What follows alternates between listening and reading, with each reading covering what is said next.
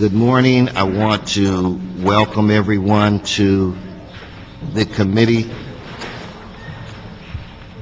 The actions that we will take at this juncture will be communiques from the chair because we do not have a quorum.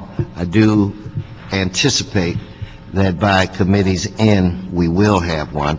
So we're going to start out with some of the items, Mr. City Attorney, that for lack of a better term, I will say they're on my consent calendar. So with that, we'll start off with item number 3. Ms. Barclay, please. Thank Barclay CLA. Item number 3 is reports from the Community Redevelopment Agency and the Chief Legislative Analyst relative to establishing a commercial incentive program for the City Center redevelopment project area. Okay, then as a communique from the chair, we will adopt the CLA report. Item 4. Item 4, reports from the CRA and the CLA relative to modifying and consolidating 2 promissory notes for the Broadway Village 2 affordable housing project. Okay, we will adopt the CLA report. Item 5. Item 5 are reports from the CRA and the City Administrative Officer relative to awarding a consulting contract to Emerging Markets, Inc. for the development of a strategic plan for marketing and implementation of the South Los Angeles Food Retailers Incentive Program. Okay, on that item 5, we'll adopt the CAO report. That brings us to item 6. Item 6 is a report from the CRA and the CAO relative to a loan agreement with Montecito Owners LP and Willow Owners LP for the proposed development of the Montecito Terraces. Okay, on that item, we'll adopt the CAO report. That brings us to item 7. Item 7 is a motion Alarcon Cardenas relative to allowing for the use of CRA funds to purchase and install security cameras in and around the Earthquake Disaster Assistance Project for portions of Council District 7 redevelopment project area. Okay, on item 7, we will adopt that motion. Item 8, sir? No, what I think I'm going to do is, why don't we just hold item 8, okay? Okay. And we'll deal with that. I believe Mr. Cardenas might have a word on that. So let's go to item 9. Item 9 is a motion, we start rule relative to identifying funding in the amount of $250,000 for a youth opportunity movement program at Ramona Opportunity High School. Okay, on this item, we'll hold it in committee and forward the request to the CDBG task force. That brings us to item 10. Item 10 is a report from the fire department relative to the expansion of responsibilities of resident managers in apartment buildings with 16 or more units. Okay, many of you that come here on a regular basis know that generally this is Chuck Tennant's time. But Chuck is in Alaska, and it's my understanding that he will be there for a couple of weeks. He's doing some fishing and other things. In fact, I found out last week that he lived in Alaska for a while. So, pinch hitting for Chuck Tennant will be Jim Clark, okay? That's too late. Welcome, Jim. Thank you, Mr. Chairman, and the absent committee. Jim Clark, Executive Director with the Apartment Association of Greater Los Angeles. I'd just like to say we are excited about this motion. I worked on it with Eric Sanjurjo in Jose Huizar's office. We do believe that emergency preparedness should be incorporated in a class for resident managers, and we have 2 classes currently that we'd like to incorporate that particular segment into right now, and we would obviously like to be the providers of the training. If a training were to be created with just tenant landlord law and emergency preparedness, we are ready to do that. Currently, the class that we have, 2 classes. One is a resident manager training class that does have tenant landlord law and a number of other subjects that lasts a month, 2 nights out of each week for a month. Those resident managers go on a list that are provided to our members to recruit trained resident managers. So we'd like to incorporate into that class. The other class we teach is also in conjunction with the City Attorney's Office and the LAHD for landlords who find themselves in trouble It's kind of a driver's school for landlords, if you will. And that class is a 2-day class, runs approximately, I think it's 16 hours, 12 or 14 hours. But we'd like to incorporate it into that class as well, the emergency preparedness section, and we are ready to develop another class for just those two subjects. We do support the motion. Again, we'd like to work with the groups involved.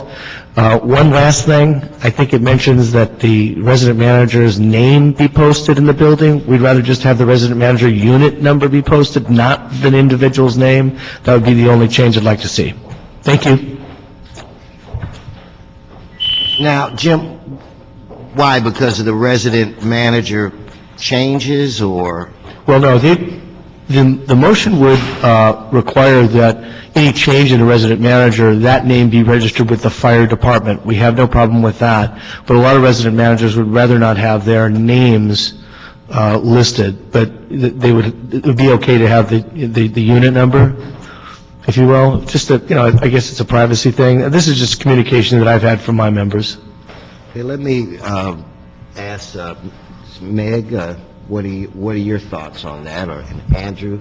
I mean, because if we could, or is that something that we should think about, and then once it goes to council, maybe make that? I think that's something that could be worked out between now and the preparation of the ordinance. At this time, the motion itself has not been heard and approved to actually effectuate the request to the city attorney to prepare the ordinance, so there would be another action at which time between now and then we could work that out.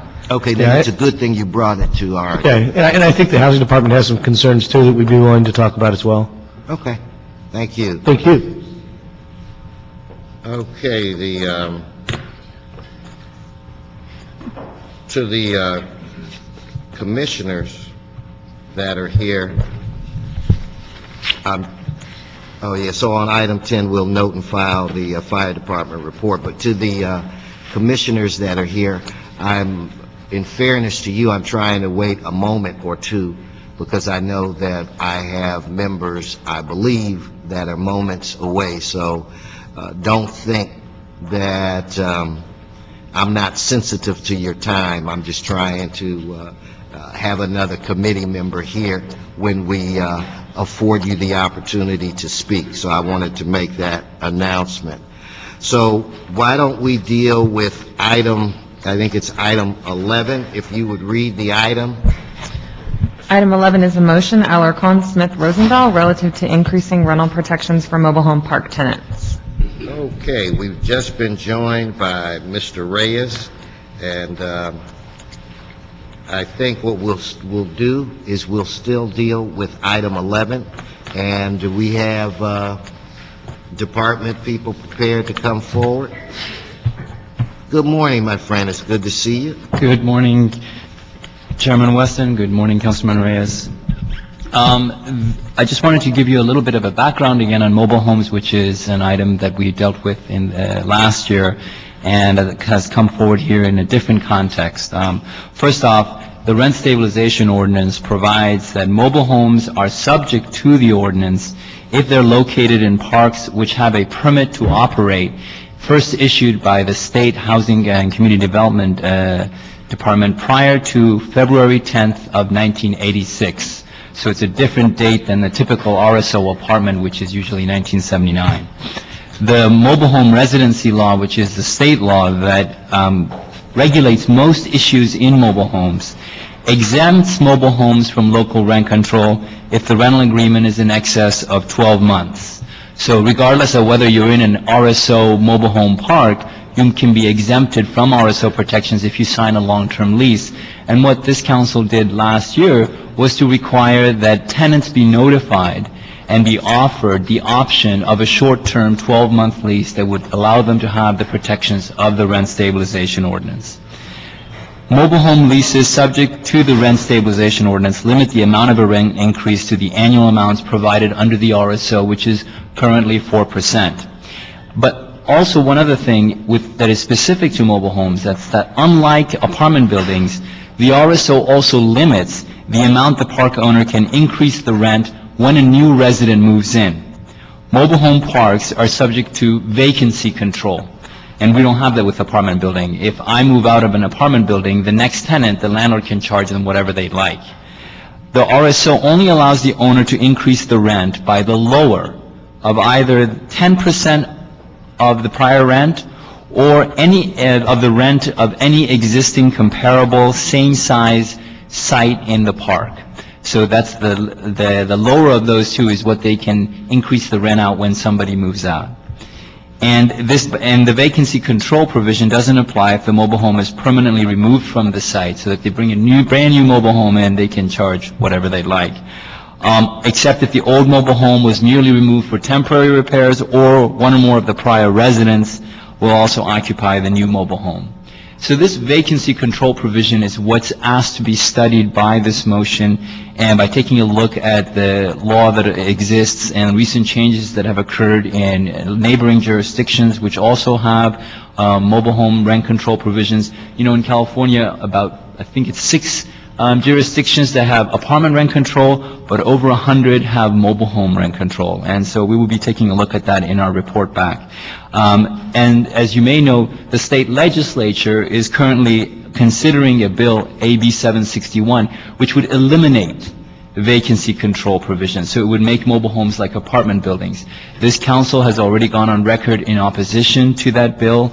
That bill passed the Assembly, but is currently stalled in the Senate, where it has yet to be referred to the Senate Rules Committee, even though it's been there for a while. So it may become a 2-year bill. Whose bill is it? Do you know the author? It's Calderon. And that's the report for this specific motion. Okay, we've been joined by Councilmember Cardenas, so we do have a quorum. I have no questions. Do you, Mr. Reyes?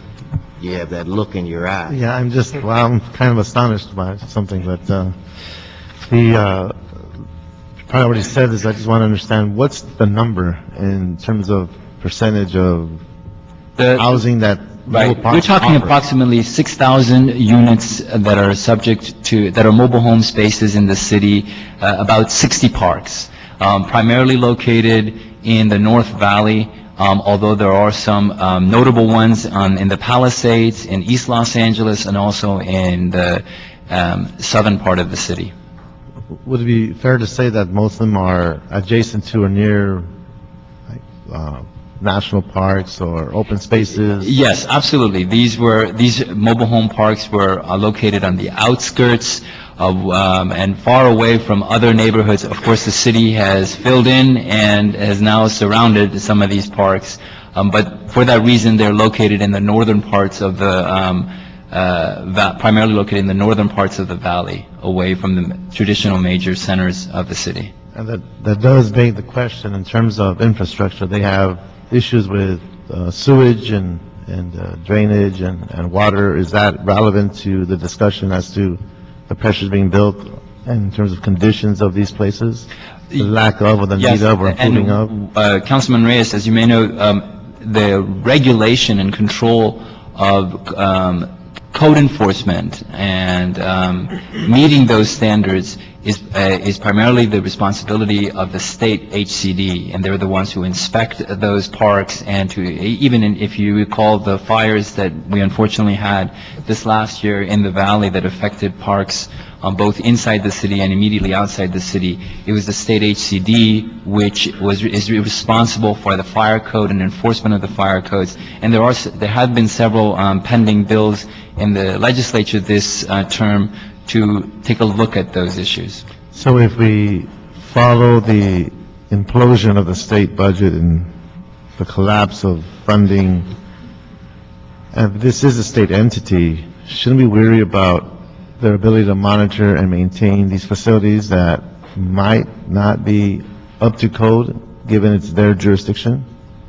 That can be something that can be considered in the context of the HCD. I'm not certain that there was any specific cuts to the HCD budget.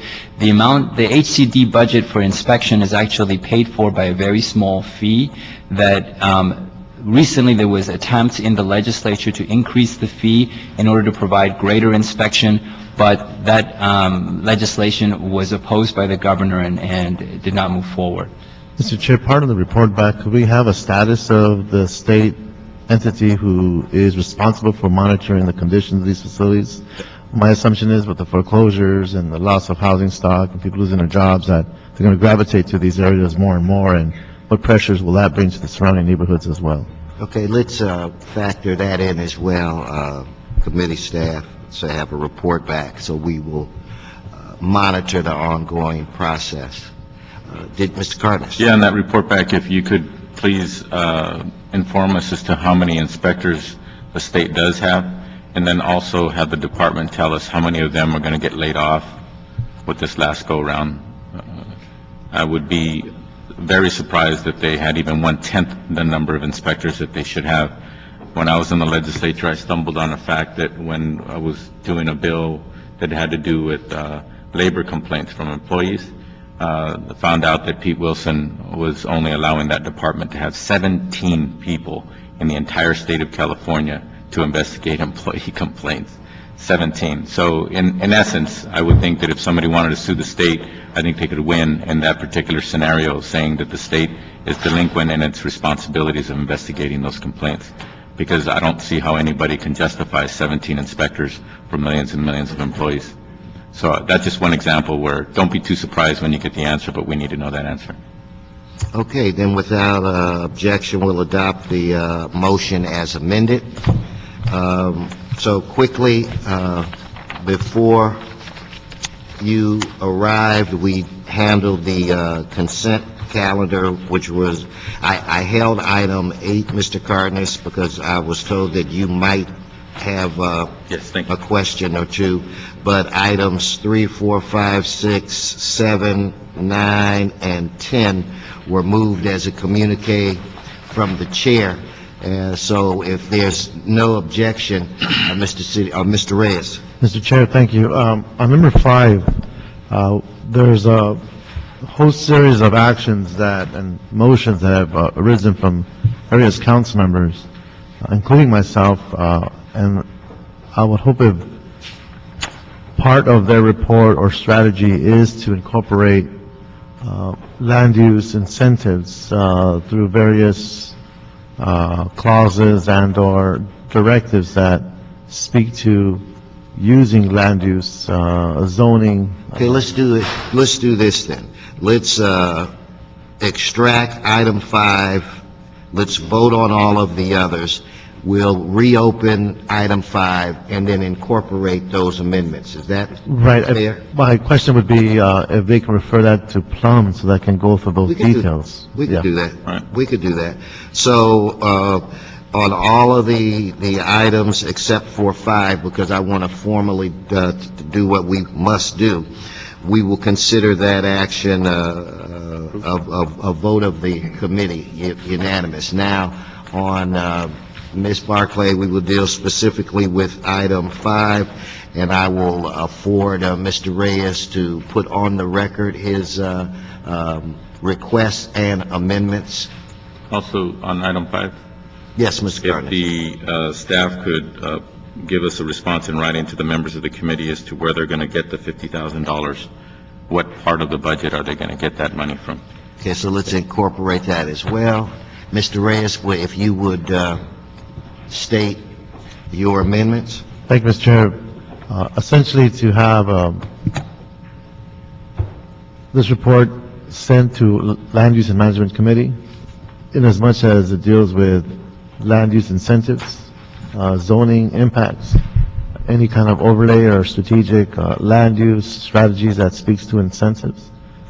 If we can have that happen, that would be great. Do you like, are you saying you would like this report itself or the resulting, the strategic plan for the marketing? Well, the report. The report. And then we'll Okay. extract the strategic plan there, so it's all taken in the same context. I know the CRA is doing some work, I know different council members, including Councilmember Perry, is doing some work in this area, and I think we just need to focus, because I know the mayor's office is all doing some work in this area. Okay, then without objection, that item will be deemed approved with Mr. Reyes's and Mr. Cardenas's amendments. Okay, that brings us to items 1 and 2. I want to thank Mr. Arabian and Ms. Sella for being so patient. And what we're going to do to try to speed your process up, we're going to ask you both to come forward. And I want to have Ms. Barclay read the items, and then we'll have at it. Please. Items 1 and 2 are communications from the mayor relative to the appointments of Justice Armand Arabian and Ms. Carmel Sella to the Industrial Development Authority Board of Commissioners. Okay, then the way I think we'll kick this off, I'm going to ask each of you just to say a few words, and then if there's questions from the members, they can ask you those questions. And I'm going to start, I think today I feel like ladies first, okay? Even though you're two, we're going to let you go first, and then Justice Arabian, I'm sure he won't have a problem. Very well. Good morning and welcome. Good morning, Mr. Chair. Good morning, Councilmember Reyes and Councilmember Cardenas. It's really delightful to be with you this morning, and I'm very pleased to have the opportunity to speak with you. By way of background, I'm currently a Community Development Manager at Wells Fargo. I've been there since 2005, and in that capacity work to promote economic development and affordable housing in low and moderate income communities in the LA metro area through lending and investments. Through that role, I work very closely with nonprofits throughout the city and serve on the boards of LA's Best and a Community of Friends and LA Family Housing, as well as Pacoima Beautiful. So I believe through that work, I really have a good sense of the needs of the community. And as you know, I've also worked for 10 years prior to that in various capacities in City Hall. I'm very excited by the opportunity to serve on the IDA Commission. I really am committed to furthering economic development in the city, working on economic recovery, and really leveraging the invaluable resources of the IDA Commission by providing a conduit for tax-exempt bonds.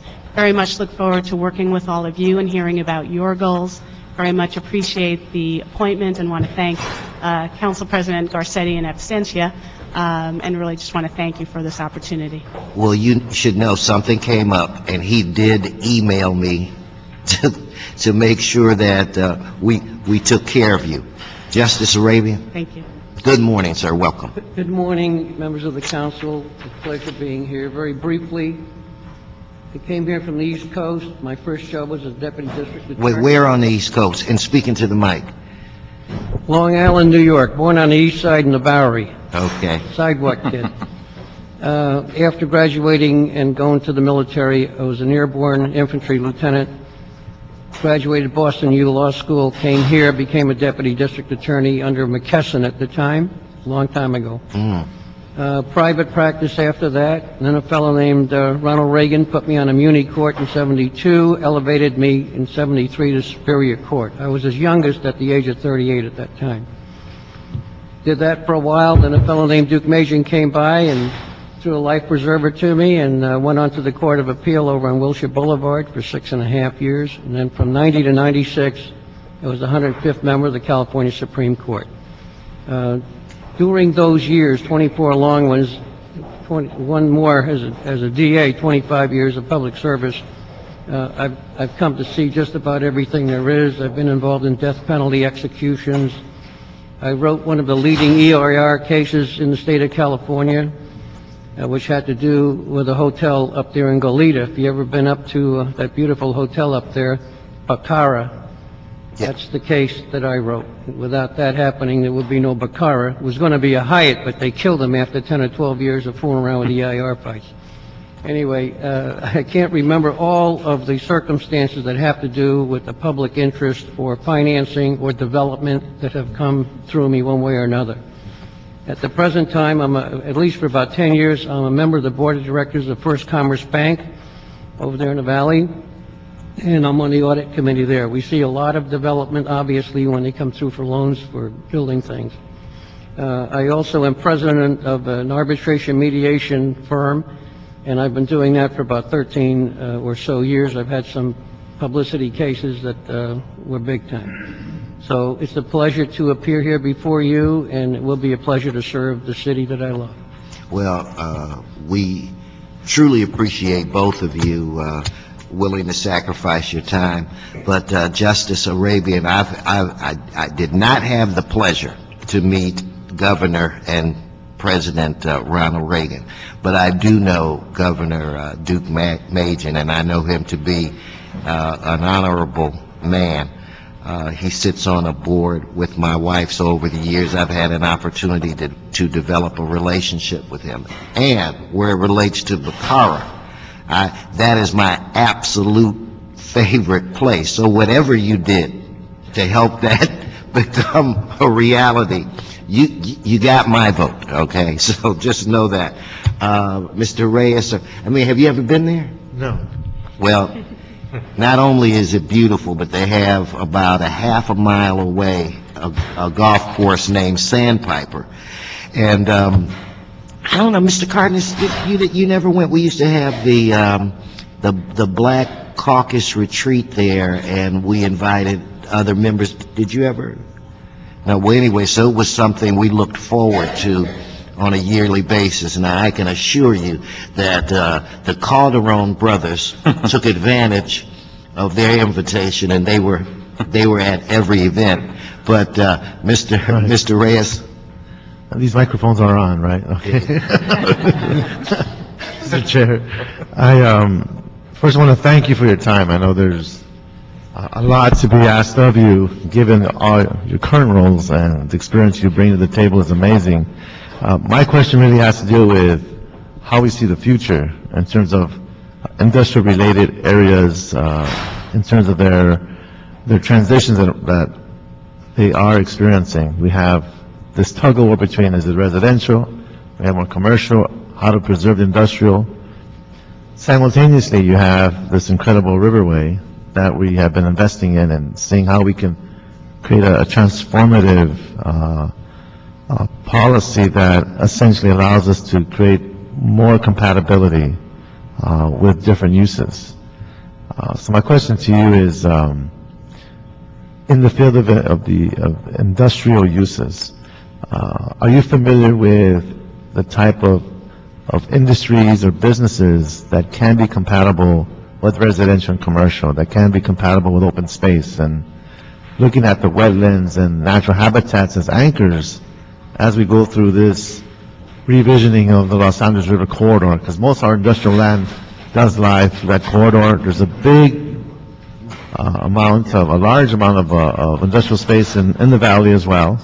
But along the corridor, you see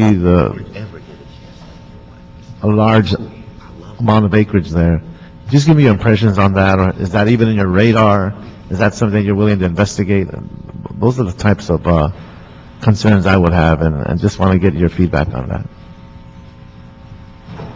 I appreciate that question because it really very much speaks to the future of jobs in Los Angeles, and the most robust recovery and the most robust stimulus to the economy are those very jobs that are compatible with communities, green jobs, jobs that enhance the communities that they are in as well as provide employment. So that's very much on my radar. And in terms of evaluating projects that come through the IDA and thinking about public benefit and addressing blight, that would be very much on my mind. Great, thank you. Sir? In the bank, we have certain regulations which mandate a certain percentage of the money that goes out on loans to be invested in your community. So we're very, very conscious of where is it going. We're not going to send it to China if we can send it to Pacoima. Right. So that's on the plate all the time. One of maybe the most interesting things is the West Chatsworth area, where I'm very familiar with it. I bought a piece of property up on a hill there back in the 60s, I guess. And there was a little lake. You could see water in it at one time. You can't see it anymore.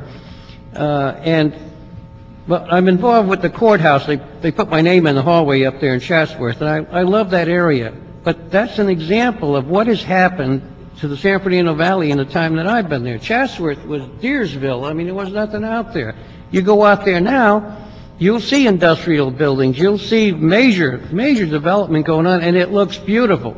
It's very compatible with the housing areas around it, and they're all doing their best to set up as much as they can between jobs and housing and the like. So I'm so thrilled at what I've seen in that particular area. It went from nothing to something serious, and there's still room for growth.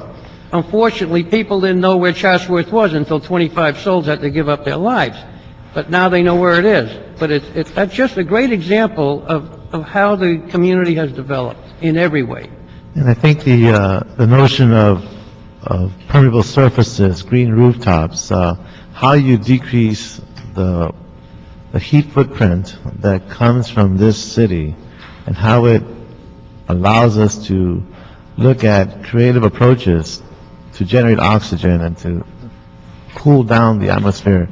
All that is related to how we treat future investments. So I'm hoping that those types of characteristics and features that come through your purview, that we can focus on those types of elements that can create a much more healthier environment. So from that point of view, I thank you for your hard work, and Two of hopefully the saddest things that we're seeing, and Brother Cardenas is familiar with this, Van Nuys Boulevard, all of a sudden, the homeless are just in your face. There was some effort to take over an old building a couple of blocks away and turn it into a homeless place, which would have been something else. Because you see it on the sidewalk now, which we didn't see for a long, long time. It used to be over by the railroad tracks way back when. And the other thing that is an absolute disaster to our community is this tagging, which I think is a very mild word for what they are. They're destructive vandals. When I opened up the San Fernando Courthouse, which was brand new and beautiful, I was the supervising judge, I put the word out to the court, we're going to treat taggers like death penalty cases, be careful. And for a while, it was kind of clean out there, and all of a sudden, they started coming in there and carving up the wood benches and the rest of it. That is a disaster. You go to Copenhagen, and they have signs with an arrow, a stripe through it, with a hand with a can, saying, don't spray anything. They've sprayed everything going. In New York, until my pal Giuliani took over, those subway cars looked like lizards. I mean, it was just, you see them in some of the old movies, they captured it. Coming to America, I think, is one of them, where you see what they had done. So this tagging business is a serious threat to the great development of a city like this, and something more than what we're doing now has to happen. thank you, sir. Mr. Cardenas? I'm working on the tagging thing. Well, if you get a handle on it, please share it. I'm working on it. Just want to move the items? Congratulations. Okay, then, without objection, this committee will recommend your appointment to the full council, and it's my understanding that should start today at 10. Anyway, it was a pleasure, and Judge, I look forward to having just a discussion with you. I found you very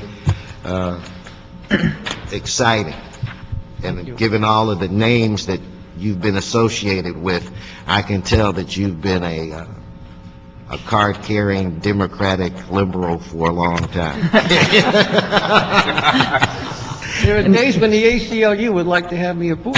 I could believe that, sir. Anyway, congratulations to the both of you. Thank you very much. And Mr. Chair, just by way of correction, the appointment of Ms. Carmel Sulla was a communication from the council president rather than the mayor, as I previously stated. All right. Apologize for that. No, hey, we're all human. Thanks. Okay, that, I believe, brings us to item number 8. Is that correct? Yes, sir. Item 8 is a motion, Cardenas Smith, relative to the hazards of swimming pools and abandoned foreclosed properties. Somebody from Building and Safety?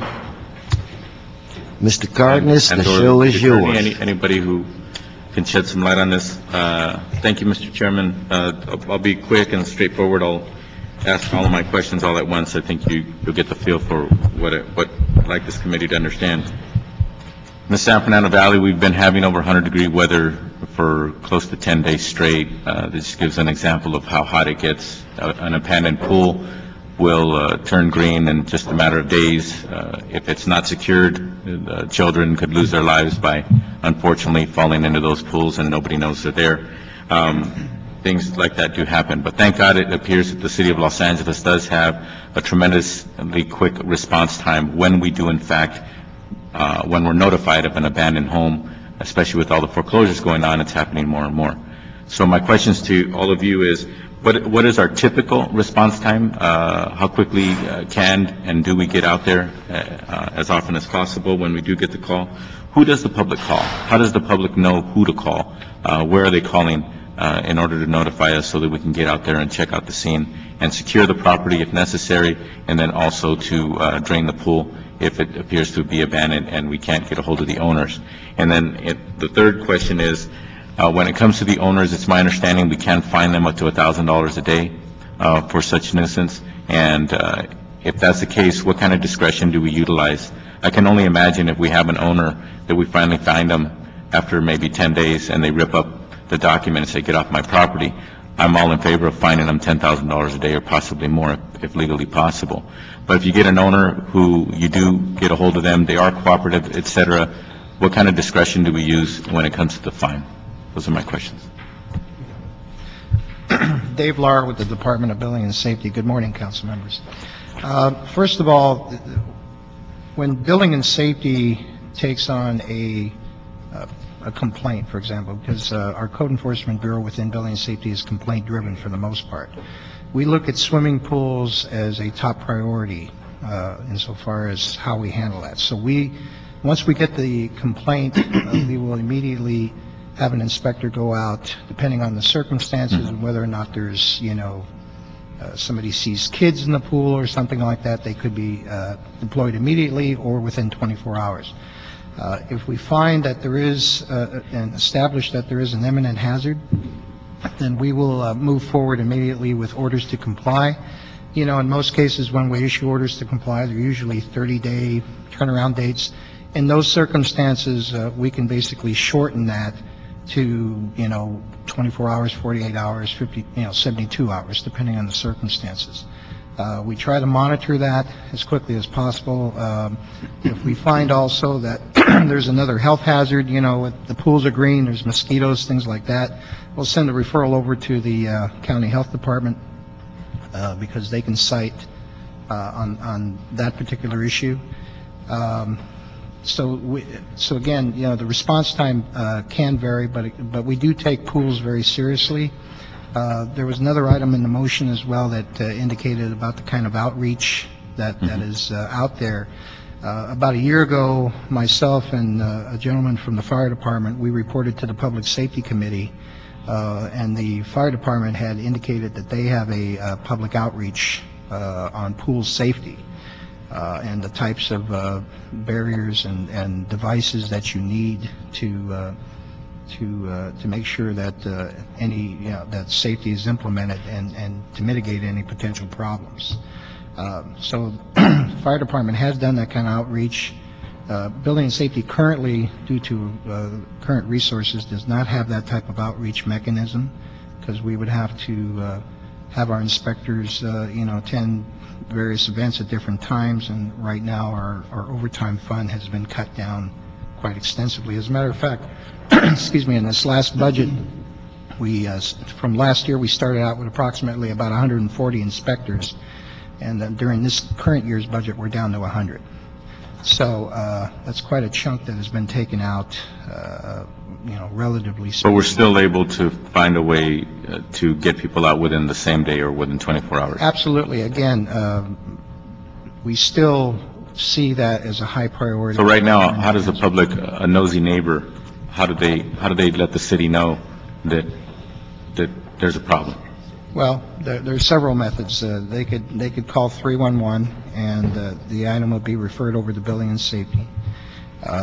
They can contact their local council offices. We immediately respond. So is 311 the most efficient way for people to route it to Building and Safety? It usually is. And the simplest. But I'm not going to speak on behalf of ITA as far as how they handle those calls.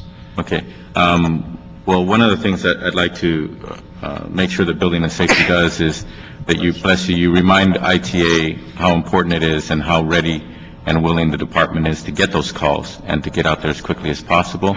Secondly, I think the most efficient place and the cheapest way to get the maximum amount of effective outreach is to immediately start working with the Board of Realtors.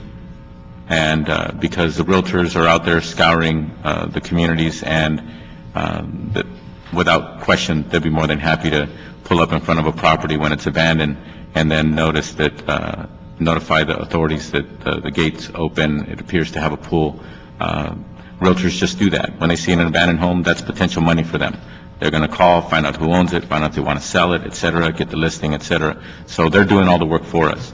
So we should take advantage of that. So if the department could immediately start working on a plan with the Board of Realtors, they actually have outreach individuals who work with each of the Board of Realtors. We know we have an office in the Valley, we have some downtown, South Side, et cetera. So it's probably all you have is 5 or 6 points of contact with the entire 10,000 or so realtors that are scouring the communities. That's an army that specifically is looking exactly at those properties. And all we need to do is make sure they understand. Call 311 and, you'll make the community safer.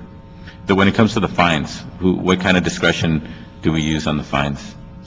Well, we currently are under a system of what we call non-compliance fees, and these types of fees are minimal at best. We're currently going through a process. As a matter of fact, Budget and Finance is going to be hearing the matter. Councilmember Reyes's committee had also heard the matter on the increases on these types of fees. But the differences are between non-compliance fees versus penalties. A lot of folks confuse the two. Penalties are usually issued by the court, and the court, can once we get an item in court, the judge then will decide what types of penalties can be given against the violator. But typically, the non-compliance fees, they are minimal. However, we are looking at increasing those. We're scheduled to go to Budget and Finance in about 2 weeks to hear that matter, thanks to Councilmember Reyes moving it forward. And so we're hoping that we'll be able to intensify the level of non-compliance through those fees. Okay. All right. Councilman Cardenas, if I could add on that point. As you know, we are working with the CLA to come back with a report back on a foreclosure registry ordinance. One of the things that we are looking at in that foreclosure registry ordinance is a series of failure to maintain violations, and we're looking at the bill the Parada bill that was enacted last year by the legislature that does provide us authority for $1,000 a day fine, which is what we would be looking at, the different levels of fines that we would have for different types of failure to maintain. And specifically, this item will be one of the ones that we'll be incorporating into a failure to maintain. So that's something that we'll come back to you with. Okay. All right. Thank you. Yeah, I'm fine, thank you. Okay. Then on this item, we'll adopt the motion and instruct the CLA to report back in 2 weeks with an update from the task force. Ms. Barclay, is there any further business before this? Item 8, we're holding that in committee? No, we adopt the item 8. We adopted the motion, right, and instructed them to report back in 2 weeks. Excellent. We're hoping to have that report done before the recess. Thank you. Any more business before this committee? No, sir. This committee is adjourned. Thank you.